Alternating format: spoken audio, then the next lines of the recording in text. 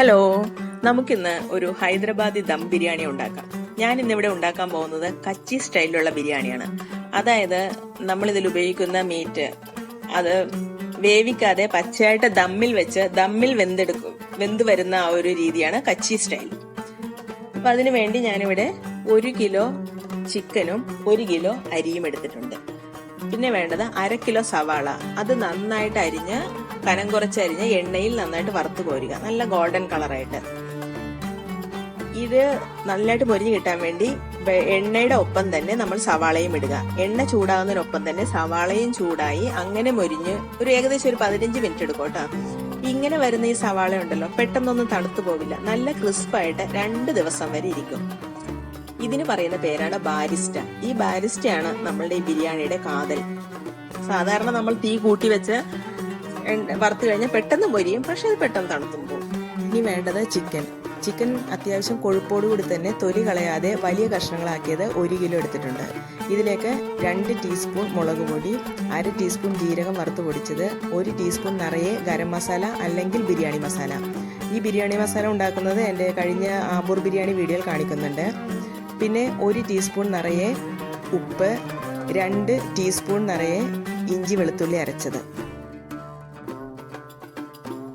അത് വിട്ടതിന് ശേഷം തൈര് ഇതിലേക്ക് ഏകദേശം ഒരു 3/4 കപ്പ് തൈര് ഒഴിക്കുന്നുണ്ട്. ഈ ചിക്കൻ മാരിനേറ്റ് ചെയ്യാനുള്ള അത്ര തൈര്. പിന്നെ ഒരു 4 പച്ചമുളക്, കുറച്ച് വലിയ പച്ചമുളകായിരുന്നു, അതുകൊണ്ട് അത് 4 ഇട്ടുള്ളൂ. പിന്നെ 1 പിടി പുതിനയില അരിഞ്ഞത്, അതുമിട്ട് ഒരു വലിയ സ്പൂൺ നെയ്യ് ഒഴിച്ച്. ഇപ്പോൾ നിങ്ങൾ എടുക്കുന്ന ചിക്കൻ അധികം കൊഴുപ്പൊന്നുമില്ല, സ്കിന്നൊന്നും ഇല്ലാത്തതാണെങ്കിൽ നിങ്ങൾ എടുക്കുന്ന ഈ തൈരിന്റെയും നെയ്യുടെ അളവ് കൂട്ടണം കേട്ടോ. പിന്നെ വേണ്ട ഒരു സാധനമാണ് കേവട വാട്ടർ എന്നും പറയും. ഇത് ബിരിയാണിക്ക് ഒരു നല്ല ഒരു സ്മെല്ല് ഉണ്ടാകാൻ വേണ്ടിയാണ്. പിന്നെ ഇതിന്റെ കൂടെ നമുക്ക് വേണമെങ്കിൽ റോസ് വാട്ടർ ഉപയോഗിക്കാം. ഇനി ഇതെല്ലാം കൂടി നന്നായിട്ടൊന്ന് മിക്സ് ചെയ്യണം. നിങ്ങൾ ഇത് പുരട്ടുമ്പോൾ അറിയാം, നിങ്ങൾക്ക് ഇത് കുറച്ച് കുറവാണെന്ന് തോന്നിയാൽ കുറച്ച് തൈരോ അല്ലെങ്കിൽ കുറച്ച് നെയ്യും കൂടി ചേർക്കാം. കുറച്ച് കളർ കുറവല്ലേ, കുറച്ച് കാശ്മീരി പൗഡർ ഇടാം. അങ്ങനെ കാശ്മീരി ചില്ലി പൗഡർ ഇട്ട്, ഇത് കളറിന് വേണ്ടിയാണ്, ഇത് വേണമെന്ന് നിർബന്ധമൊന്നുമില്ല. പിന്നെ പൊതുവെ ഹൈദരാബാദി ബിരിയാണി കുറച്ച് കളർഫുൾ ആയിരിക്കും, അതുകൊണ്ട് അത് ചേർത്തതാണ്. ഇനി ഇതിലേക്ക് നമ്മൾ ആ വറുത്ത് വെച്ചിരിക്കുന്ന സവാള ഉണ്ടല്ലോ, അതിന്റെ ഒരു പകുതി സവാള അതും കൂടി ഇതിലേക്ക് ഇടുക. ഈ മസാല നമ്മൾ മിനിമം 1 മണിക്കൂറെങ്കിലും നമ്മൾ ഇതുപോലെ മാരിനേറ്റ് ചെയ്ത് വെക്കണം. പക്ഷെ ഒരു ഓവർനൈറ്റ് ഫ്രിഡ്ജിൽ വെച്ചാലും ഇതിന് നല്ലതായിരിക്കും, രുചി കൂടും. പിന്നെ നമുക്ക് ബിരിയാണിയൊക്കെ ഉണ്ടാക്കാനും എളുപ്പമായിരിക്കും. കൂടുതൽ ഉണ്ടാക്കുവാണെങ്കിൽ നമ്മളിത് ഇതുപോലെ പെരട്ടി തലേദിവസം തന്നെ വെച്ച് കഴിഞ്ഞാൽ പിറ്റേ ദിവസം നമുക്ക് ഉണ്ടാക്കാൻ എളുപ്പമായിരിക്കും. കണ്ടോ, നമ്മളുടെ ബിരിയാണി മസാല റെഡിയായി. ഇത്രയേ ഉള്ളൂ പണി. ഇത് നമുക്ക് ടൈറ്റ് ആയിട്ട് എടുത്ത് മൂടി വെക്കാവുന്നേ ഉള്ളൂ. ഇനി നമുക്ക് ചോറിന് അതിന് ഒരു വലിയ പാത്രത്തിൽ കുറച്ചധികം വെള്ളം എടുക്കുക. കാരണം ഇത് നമ്മൾ വേവിച്ചൂറ്റുകയാണ് ചെയ്യുന്നത്, അപ്പൊ കൃത്യമായ അളവില്ല. പിന്നെ ശ്രദ്ധിക്കേണ്ടത്, നമ്മൾ എടുക്കുന്ന അരിയുടെ ഇരട്ടിയിലധികം വെള്ളം ഉണ്ടാവണം. ഞാനിവിടെ 5 ഗ്ലാസ് അരി എടുത്തിട്ടുണ്ട്, അപ്പൊ ഒരു 12-13 ഗ്ലാസ് വെള്ളം. ആ വെള്ളം വെച്ച് അതിന്റെ കൂടെ തന്നെ 2 പട്ടയില, ഒരു 4 ഏലക്ക, കുറച്ച് ജാതിപത്രി, തക്കോലം, ഒരു ബ്ലാക്ക് കാടമം ഇട്ടിട്ടുണ്ട്, 2 കഷ്ണം പട്ട, ഇതെല്ലാം ഇട്ട്. എന്നിട്ട് ഇത് ഒരു നാരങ്ങയുടെ 4 സൈഡും ഒന്ന് വരഞ്ഞിടുക. കാരണം നാരങ്ങ ഇങ്ങനെ ഇടുന്നത് ചോറൊന്ന് വെന്ത് കുഴഞ്ഞു പോകാതിരിക്കാനാണ്. നാരങ്ങ നീരും വേണമെങ്കിൽ ഇടാം. പിന്നെ അറിയാതെ വല്ല കുരു വല്ലതും വീണുപോയാൽ പിന്നീട് അത് കടിക്കുമ്പോൾ ഒരു കയ്പുണ്ടാകും. ഈ മസാലയെ നിങ്ങൾക്ക് വേണമെങ്കിൽ എല്ലാം കൂടി ഒരു കിഴി കെട്ടിയിട്ട് അങ്ങനെയും ഇട്ട് തിളപ്പിക്കാം കേട്ടോ. കാരണം ഇത് രണ്ടും നമ്മൾ പിന്നീട് എടുത്ത് മാറ്റാവുന്നതാണ്. എന്നിട്ട് ഉപ്പുമിട്ട് നന്നായിട്ട് വെട്ടി തിളക്കണം. വെള്ളം തിളച്ചു കഴിയുമ്പോൾ അതിലേക്ക് നമ്മൾ 1 മണിക്കൂർ കുതിർത്ത് വെച്ചിരിക്കുന്ന അരി, ഞാൻ 5 നാഴി അരിയാണ് എടുത്തത്, അത് 1 മണിക്കൂർ കുതിർത്തത് എടുത്തു വെച്ച് ഒരു 10 മിനിറ്റ് ലോ ഫ്ലെയിമിൽ വേവിക്കണം. നന്നായിട്ട് തിളച്ചതിന് ശേഷം തീ കുറച്ച് ഒരു 10 മിനിറ്റ് വെച്ചാൽ മതി. അപ്പോഴേക്ക് ഈ അരി വെന്ത്. എന്നിട്ട് അത് ഇതേപോലെ നമ്മൾക്ക് കോരി മാറ്റാം.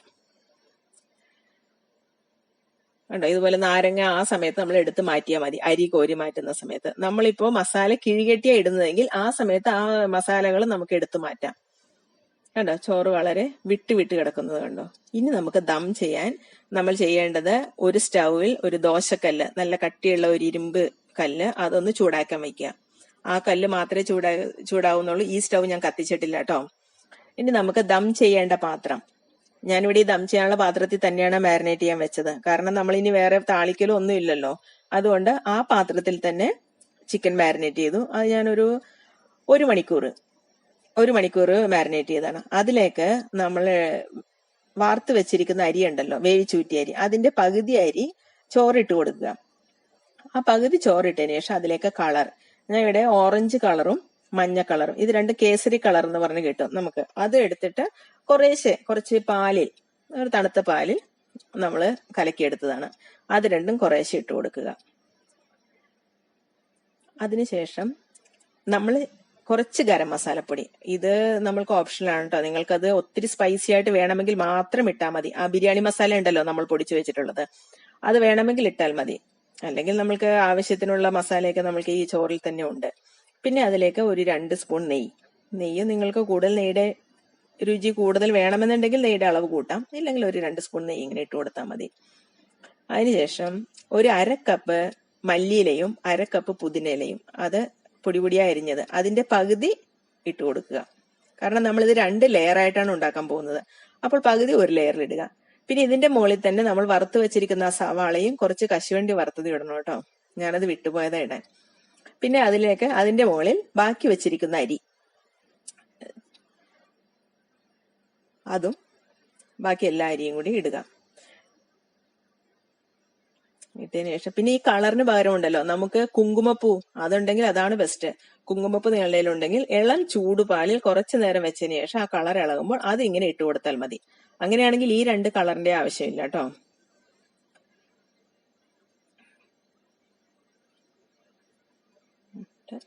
പിന്നെ കുറച്ച് നെയ്യും കൂടി ഇട്ട്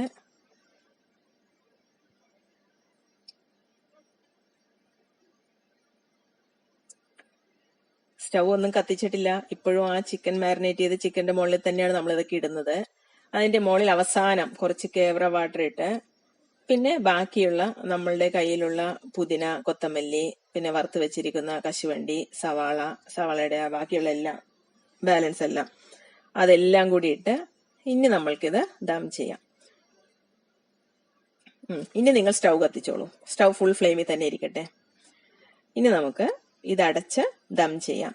അപ്പൊ ഇത് അടച്ച്, നമ്മൾ സാധാരണ ഇതിന്റെ മൂടി കൊണ്ട് അടച്ചാൽ ഇത് ആവി പുറത്തേക്ക് പോകാൻ ചാൻസ് ഉണ്ട്. അപ്പൊ ഞാനിവിടെ ഒരു അലൂമിനിയം ഫോയിൽ വെച്ചിട്ട് അതിന്റെ മുകളിലാണ് നമ്മൾ ഈ മൂടി വയ്ക്കുന്നത്. ഇപ്പൊ നിങ്ങളുടെ പാത്രം വലുതാണ്, അലൂമിനിയം ഫോയിൽ അങ്ങനെ വെക്കാൻ പറ്റില്ല എങ്കിൽ നിങ്ങൾ കുറച്ച് മൈദമാവ് എടുത്ത് ചപ്പാത്തിക്ക് കുഴയ്ക്കുന്ന പോലെ കുഴച്ച് അതിന്റെ സൈഡിൽ, ഈ പാത്രത്തിന്റെ സൈഡിൽ ഒട്ടിച്ചിട്ട് അതിന്റെ മൂടി കൊണ്ട് നന്നായിട്ട് ടൈറ്റ് ആയിട്ട് മൂടിയാൽ മതി. അപ്പൊ അതങ്ങനെ ടൈറ്റ് ആയിട്ടിരുന്ന് ഉള്ളിലുള്ള ആവിയൊന്നും പുറത്തേക്ക് പോകാതിരിക്കും. കണ്ടോ, നമ്മൾ ഒട്ടും ആവി പുറത്തു പോകരുത്, അത് മാത്രം നമ്മൾ ശ്രദ്ധിക്കണം. കാരണം ആവിയിലിരുന്നാണ് നമ്മളുടെ ആ ചിക്കനൊക്കെ വേകേണ്ടത്. ഇപ്പൊ ഇതിലിരുന്ന് നന്നായിട്ട് ഈ പാത്രം ഒന്ന് ചൂടായി, ഈ ഒരു 5 മിനിറ്റ് കൊണ്ട് നമ്മളുടെ ഈ പാത്രം നന്നായിട്ട് ചൂടായി. ഇനി സ്റ്റൗ ഒന്നൊക്കെ ഓഫ് ചെയ്യാം. ഇനി നമുക്ക് ഈ പാത്രം എടുത്ത് നമ്മളുടെ ചൂടാക്കിയിട്ടിരിക്കുന്ന തവയുണ്ടല്ലോ, ആ തവയുടെ മുകളിൽ വയ്ക്കുക. ആ തവ നന്നായിട്ട് ചൂടായിരിക്കുവാണ്. ഇത് വെച്ചതിന് ശേഷം നമുക്ക് ആ തീ ഒന്ന് കുറയ്ക്കാം. ഇനി അവിടെ ഇരുന്ന് ഒരു 35 മിനിറ്റ് അവിടെ ഇരുന്ന് ആ ദമ്മിലിരുന്ന് ഈ ബിരിയാണി ഒന്ന് റെഡി ആയിക്കോട്ടെ. അങ്ങനെ നമ്മുടെ 35 മിനിറ്റിന് ശേഷം ബിരിയാണി റെഡിയായി. നമ്മളിത് പുറത്തെടുത്ത് വെച്ച് ഒരു 10 മിനിറ്റ് കൂടി അങ്ങനെ ഇരിക്കട്ടെ. അതുകൂടെ കഴിയുമ്പോൾ നമ്മളുടെ ദം പൊട്ടിക്കാനുള്ള സമയവും. ഈ ദം പൊട്ടിക്കുമ്പോൾ ആ ഒരു മണമുണ്ടല്ലോ, അത് ഞാൻ നിങ്ങളെ എങ്ങനെയാ പറഞ്ഞു മനസ്സിലാക്കുക? അത് നിങ്ങൾ അനുഭവിച്ച് തന്നെ അറിയുക. കണ്ടാ, പോകുന്ന പോക്ക് കണ്ടാ വരവറിയിക്കാനായി. ഇപ്പൊ ഓടി അടുത്ത വീട്ടിലുള്ളവരുടെ മൂക്കുകളിലേക്ക് തുളച്ചു കയറും. കണ്ടാ. ഇനി ഇത് നമുക്കിതിന്റെ സൈഡിൽ നിന്ന് ചോറ് കുറേശ്ശെ ഇങ്ങോട്ട് മാറ്റി, എപ്പോഴും നമ്മൾ ഈ ബിരിയാണിക്ക് എടുക്കുമ്പോൾ നമ്മളൊരു സൈഡിൽ നിന്ന് വേണം ഇളക്കാൻ. നടുക്കെന്ന് നമ്മൾ കയ്യിലുകൊണ്ട് കുത്തരുത്, അപ്പൊ ചോറൊക്കെ പെട്ടെന്ന് കുഴഞ്ഞു പോകും. സൈഡിൽ നിന്ന് ഇങ്ങനെ എടുത്ത് പതുക്കെ ഒന്ന് മിക്സ് ചെയ്യുക. പിന്നെ നമ്മൾ ഈ ഭക്ഷണം കഴിക്കുന്ന രീതി ഉണ്ടല്ലോ, പൊതുവെ പറയുന്നത് നമ്മൾ 3 തരത്തിൽ ഭക്ഷണം കഴിക്കണമെന്നാണ്. അതായത് ആദ്യം മൂക്കുകൊണ്ട് കഴിക്കുക, പിന്നെ കണ്ണുകൊണ്ട് കഴിക്കുക, പിന്നെ വായ കൊണ്ട് കഴിക്കുക എന്നാണ്. അതായത് മൂക്കുകൊണ്ട് കഴിക്കുക എന്ന് പറഞ്ഞാൽ നമ്മൾ ഭക്ഷണം ഉണ്ടാക്കി കഴിയുമ്പോൾ ഉള്ള ആ ഒരു മണമുണ്ടല്ലോ, അത് കേൾക്കുമ്പോഴേ നമ്മൾക്ക് കഴിക്കാൻ തോന്നണം. അതങ്ങനെ തോന്നുമ്പോഴേ നമ്മൾ മൂക്കുകൊണ്ട് കഴിച്ചു കഴിഞ്ഞു. പിന്നെ ഭക്ഷണം വിളമ്പി വെച്ച് കഴിയുമ്പോൾ, അതുകൊണ്ടല്ലേ ഹോട്ടലുകളിലും പിന്നെ നമ്മളൊക്കെ തന്നെയാണെങ്കിലും ഒന്ന് പ്ലേറ്റിംഗ് ചെയ്യുന്നതും നല്ല ഭംഗിയിൽ വെക്കുന്നത്. കാരണം അത് നമ്മൾക്ക് കഴിക്കാൻ വന്നിരിക്കുമ്പോൾ തന്നെ ആ ഭക്ഷണം കാണുമ്പോൾ നമ്മൾക്കത് കഴിക്കാൻ തോന്നണം. അപ്പോൾ നമ്മൾ കണ്ണുകൊണ്ടും കഴിച്ചു കഴിഞ്ഞു. പിന്നെ നമ്മളത് കഴിച്ച് അതിന്റെ രുചി അറിഞ്ഞുകൊണ്ട് കഴിക്കുക. അങ്ങനെയാ, അതാണ് പറയുന്നത്. പക്ഷെ ഈ ബിരിയാണി ഉണ്ടല്ലോ, നമ്മൾ പ്രത്യേകിച്ച് ഒന്നും ചെയ്യണ്ട, ഇതുപോലെ ഒന്ന് ഉണ്ടാക്കി വെച്ചാൽ മതി. ഈ 3 തരത്തിലുള്ള കഴിക്കലും നമ്മൾക്ക് ഇതിൽ നിന്ന് കിട്ടും. പ്രത്യേകിച്ച് ഒരു ഡെക്കറേഷനും വേണ്ട. കണ്ടോ എന്ത് ഭംഗിയാ ഇത് കാണാനായിട്ട്. രുചിയും അപാരം തന്നെ. പിന്നെ സ്മെല്ല് ഞാൻ നിങ്ങളെ എങ്ങനെ കേൾപ്പിക്കാനാ? ഇപ്പൊ എന്റെ അടുത്ത വീട്ടിലുള്ളവരൊക്കെ കേൾക്കുന്നുണ്ടാവും. നിങ്ങൾ ഓർക്കുന്നുണ്ട് ഈ പച്ചയായിട്ട് വെച്ച ചിക്കൻ എങ്ങനെയാ 35 മിനിറ്റ് ദമ്മിൽ വെന്തതെന്നല്ലേ? ദേ ഞാൻ കാണിച്ചു തരാം. ഇത് കണ്ടോ, ഞാൻ ഈ ഫോർക്കിലൊന്ന് ഇങ്ങനെ എടുത്ത് നോക്കി എത്രയാ സോഫ്റ്റ് എന്ന് കണ്ടോ. അപ്പൊ ഈ ബിരിയാണി തീർച്ചയായും നിങ്ങൾ ഉണ്ടാക്കി നോക്കണം. Okay, thank you.